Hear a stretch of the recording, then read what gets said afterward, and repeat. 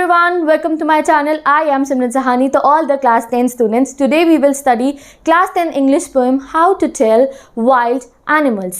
तो इस पोएम में हम क्या पढ़ने वाले हैं, हमारी जो पोएटिस है इस पोएम की वो हमें ये बताएंगी कि कैसे जो है हम वाइल्ड एनिमल्स को जो है आइडेंटिफाई कर सकते हैं, यानी कि उन्हें पहचान सकते हैं। ये पोएम एक बहुत ही ज़्यादा ह्यूमरस और फ़नी सी पोएम है एंड इस पोएम में हमें स्पेशल इंस्ट्रक्शन में भी ये बात बताई है पोएटिस ने क्या कि ये जो मेरी पोएम है ये बहुत ह्यूमरस है, तो इसको लाउडली पढ़ना और वो भी राइम स्कीम के साथ में, आपको बहुत हंसी आने वाली है। ठीक है, तो अभी हम इसको डिटेल में पढ़ेंगे, बट उससे पहले जो है आप मुझे कमेंट सेक्शन में इस पोएम की जो पोएटेस है उसका नाम बिल्कुल करेक्ट स्पेलिंग के साथ लिख के बता दीजिए, क्योंकि ऐसे इंपॉर्टेंट क्वेश्चन आपके एग्जाम में आ सकते हैं। तो हम पढ़ेंगे poem how to tell wild animals. तो बेसिकली क्या होने वाला है इस पोएम में, देखो इस पोएम में ना क्या होगा, हमारी जो पोएटेस हैं वो हमें बताएंगी कि अगर बाय चांस आप कभी किसी जंगल में चले जाओ ना, आप किसी फॉरेस्ट में चले जाओ और आपके सामने तरह तरह के एनिमल्स आने स्टार्ट हो जाएं, कोई वाइल्ड एनिमल आए, कभी कोई वाइल्ड एनिमल आए, तो आप उन्हें पहचानोगे कैसे, आप उन्हें आइडेंटिफाई कैसे करोगे, वो हमें ये बताएंगी। वो हमें हर एनिमल्स का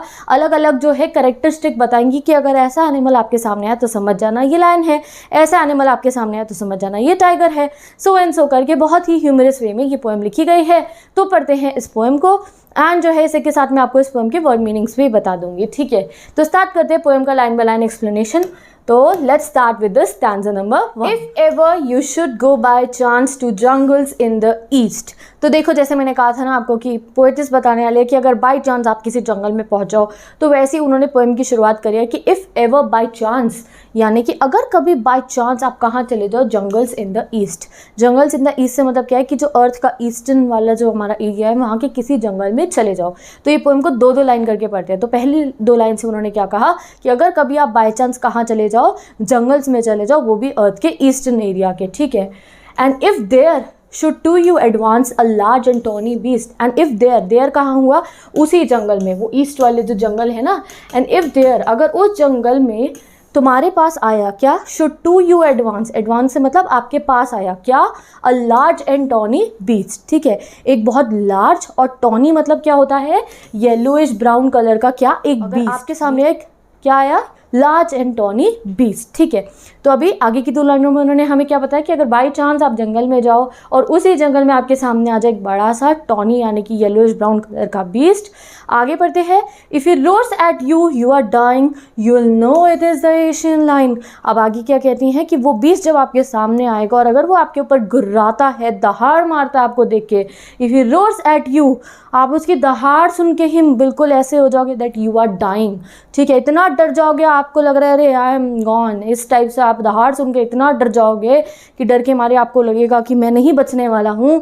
तो समझ जाना वो कौन सा बीस्ट आपके सामने आया है, वो कौन सा वाइल्ड एनिमल आपके सामने आया है, वो आया है एशियन लायन। ठीक है, तो देख रहे हो कितनी ह्यूमरस वे में उन्होंने समझाया कि वैसे तो तुम जब जा रहे हो चल के तो शायद तुम्हें सामने देख के समझ में ना आए कि लायन है, बट जैसे ही वो तुम्हारे पास आ रहा होगा, वो दहाड़ेगा, उसकी दहाड़ सुन के तुम इतना डर जाओगे कि तुम्हें लग रहा है यू आर डाइंग, तब समझ जाना कि वो क्या है, एक एशियन लायन। ठीक है, तो आई होप ये स्टैंजा आपको क्लियर हो गया होगा दैट इसमें जो है एक वर्ड मीनिंग क्या है, टॉनी। टॉनी है येलोइश ब्राउन कलर को बोला गया है टॉनी। तो फर्स्ट स्टैंजा में उन्होंने हमारी मुलाकात कराई है लायन जी से, वो भी एक एशियन लायन से। ठीक है, चलिए आगे पढ़ते हैं। अब आगे पढ़ते हैं, और if sometimes when roaming around, और अगर कभी ऐसा हो कि you are roaming around, roaming मतलब तो आपको पता ही होगा ना, इधर उधर घूमना, अगर कभी ऐसा हो कि तुम इधर उधर घूम रहे हो, अ Nobel wild beast greets you, और तब क्या हो, एक नोबल, यानी कि नोबल से मतलब क्या है, नोबल मतलब एक royal.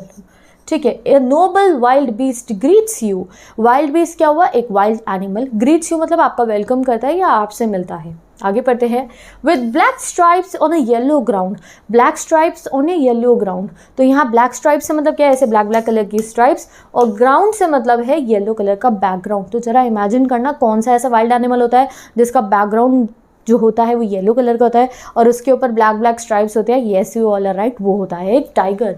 Just notice if he eats you, but हाँ ध्यान रखना कहीं वो तुम्हें खाना जाए।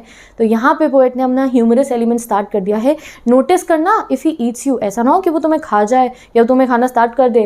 This simple rule may help you learn the Bengal tiger to discern, और यही सिंपल रूल है आपको पहचानने में मदद करेगा किसकी, बंगाल टाइगर की। यानी कि उन्होंने इसको कैसे लिखा है, this simple rule may may help you learn, ये सिंपल रूल तुम्हें याद करने में मदद करेगा।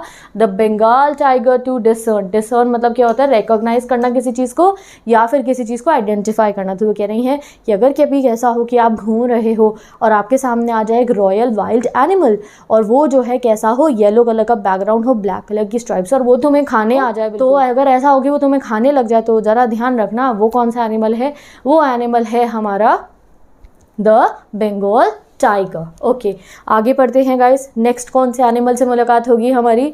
If strolling fourth a beast you view, अब स्ट्रोलिंग मतलब क्या होता है, बहुत ही कैजुअली ऐसे ही वॉक करना, तुम ऐसे ही वॉक करते हुए जा रहे हो, और beast you view, you view मतलब तुम्हें दिखाई दिया एक और बीस्ट यानी कि एक और जानवर, wild animal, whose hide with spot is peppered, जिसकी हाइड, हाइड से मतलब है एनिमल स्किन, हाइड क्या होती है, एनिमल की जो स्किन होती है, या वर्ड मीनिंग देख लो, उसे हाइड बोलते हैं, उसकी हाइड यानी कि उसकी स्किन कहती है पेपर्ड विद स्पॉट्स, पेपर्ड यानी कि ब्लैक ब्लैक स्पॉट से भरी हुई है। आगे पढ़ते हैं।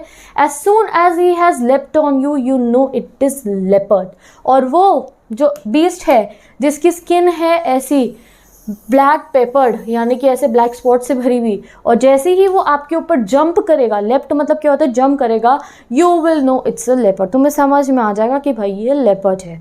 तो नेक्स्ट आंसर में उन्होंने क्या कहा कि अगर आप ऐसे स्ट्रोल कर रहे हो, ऐसे कैजुअली वॉक कर रहे हो और तुम्हें दिखाई दे चाहे एक बीस्ट, और वो बीस्ट कैसा हो, उसकी स्किन जो है, उसकी हाइट जो गिवन है, उस बहुत सारे स्पॉट्स हो, वो तुम्हारे पे जंप करके आ जाए, तुम्हें लेफ्ट मतलब तुम्हारे पे जंप करके आ जाए, तो तुम समझ जाना वो कौन सा बीस्ट है, वो है लेपर्ड। अब यहाँ पे देखिए लेफ्ट की स्पेलिंग LEPT लिखी है, बट जो है लेफ्ट की स्पेलिंग होती है ये LEAPT। तो ऐसा क्यों पोएट्स ने जो है स्पेलिंग डिफरेंट लिखी है, क्योंकि ये पोएट्स के पास जो है एक लाइसेंस होता है, पोएटिक लाइसेंस, अपनी पोएम की राइम स्कीम को मेंटेन करने के लिए वो ऐसे जो है स्पेलिंग को चेंज कर देते हैं। तो बता दिया उन्होंने कैसे आप लेपर्ड को पहचानने वाले हो। This will do no good to roar with pain, he will only leap and leap again. अब आगे उन्होंने कहा कि अगर वो आपके ऊपर झपट्टा मार दे या वो आपके ऊपर जंप करके आ जाए तो आप क्या होगा, क्या करोगे, आप दर्द से जो है रोर करोगे, बार बार चिल्लाओगे, बट उसका कोई फ़ायदा नहीं है। ही विल लेप एंड लेप अगेन। तो अगर आप क्राई भी करोगे ना दर्द से तो भी he will not leave you. तो यहाँ पे उन्होंने डिस्क्रिप्शन दिया हमें लेपर्ड का। अब आगे पढ़ते हैं।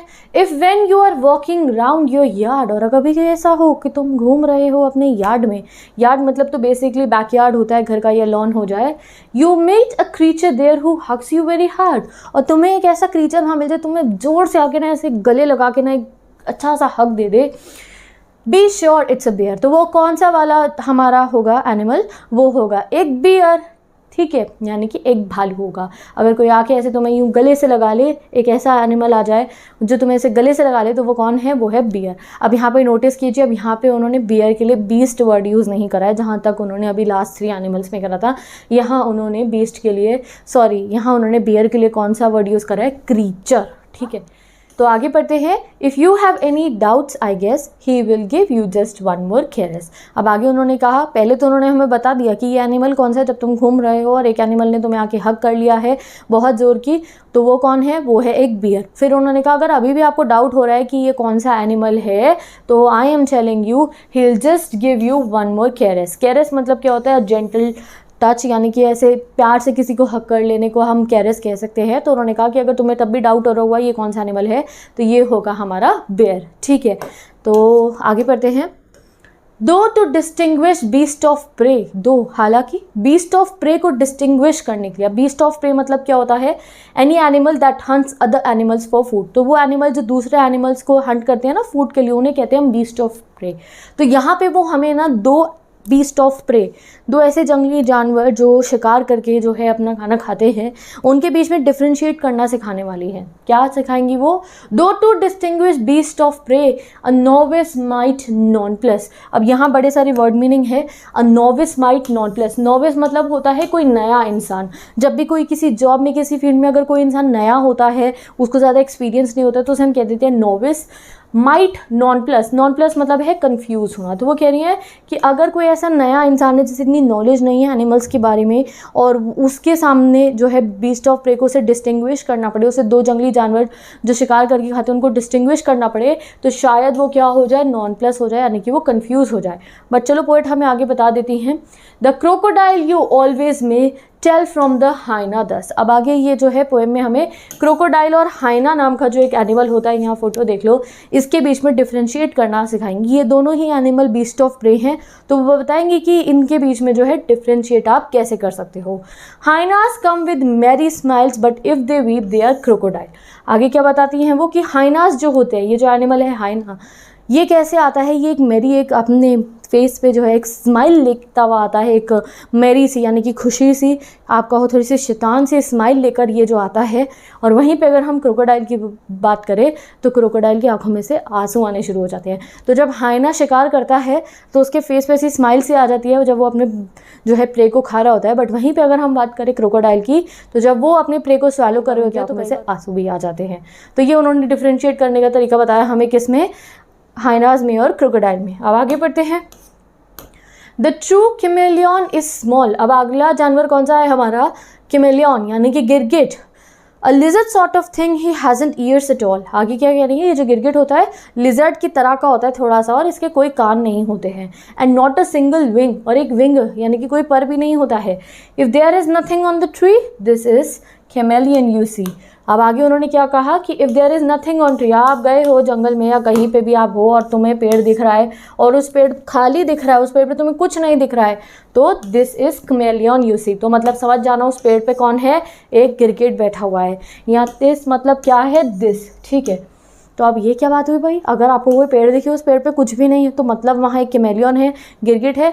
तो आप समझ जाओ इसका मतलब वो क्यों कह रही हैं ऐसे, क्योंकि गिरगिट के पास एक क्वालिटी होती है, कैरेक्टरिस्टिक होता है उनका, कि वो जो है रंग बदल सकते हैं जिस सरफेस पे वो बैठे। तो अगर गिरगिट पेड़ पे बैठता है हरे रंग के तो वो हरे रंग का हो जाता है, अगर वो ब्राउन कलर की किसी चीज़ पे बैठता है तो ब्राउन कलर का हो जाता है। इसलिए वो हमें समझाना चाह रही है कि आप गिरगिट को कैसे पहचान सकते हो, कि अगर आप जा रहे हो और आपने देखा क्या कि एक पेड़ है वो बिल्कुल खाली है, तो समझ जाना वहाँ पे कौन है, गिरगिट है। तो गिरगिट को उन्होंने कैसे डिफाइन करा, कैमेलियन इज स्मॉल, एक छोटा सा क्रीचर होता है ये, ठीक है। लिजर्ड सॉर्ट ऑफ होता है, थोड़ा सा छिपकली जैसा होता है, इसके कान नहीं होते हैं, इसके पर नहीं होते हैं, और अगर तुम्हें ट्री पे कुछ ना दिखाई दे तो समझ जाना यहाँ पे कौन है, एक गिरगिट है। तो भाई बहुत सारे एनिमल से हम मिल लिए हैं, और आई होप आप लोगों ने मुझे कमेंट सेक्शन में बिल्कुल सही नाम बताया होगा पोएटिस का नाम है कैरोलिन वेल्स। तो चलो एक बार देख लेते हैं कितने सारे एनिमल से हम मिले। सबसे पहले हम मिले एक एशियन लायन से, एशियन लायन के बाद हम मिले टाइगर से, देन हम मिले लेपर्ड से, देन हम मिले बेयर से, देन हम हाइना और क्रोको से मिले, और फिर last but not the least हम मिले एक कैमेलियन यानी कि गिरगिट से। तो विद दिस ये पोएम भी कंप्लीट हो गया, how to tell wild animals. Basically हमने यहाँ पोएट के नज़रिए से अलग अलग जो है एनिमल्स को पहचानने का तरीका सीख लिया है। तो मिलते हैं नेक्स्ट वीडियो में, जहाँ ऐसे ही डिटेल में हम अपने नेक्स्ट पोएम को डिस्कस करेंगे। बाकी पोएम्स आपको पढ़नी है, चैप्टर पढ़ने क्लास इन इंग्लिश के डिस्क्रिप्शन बॉक्स में प्लेलिस्ट गिवन है, you can go and watch all the videos. Bye bye, take care and best of luck. मैं मिलती हूँ आपसे नेक्स्ट वीडियो।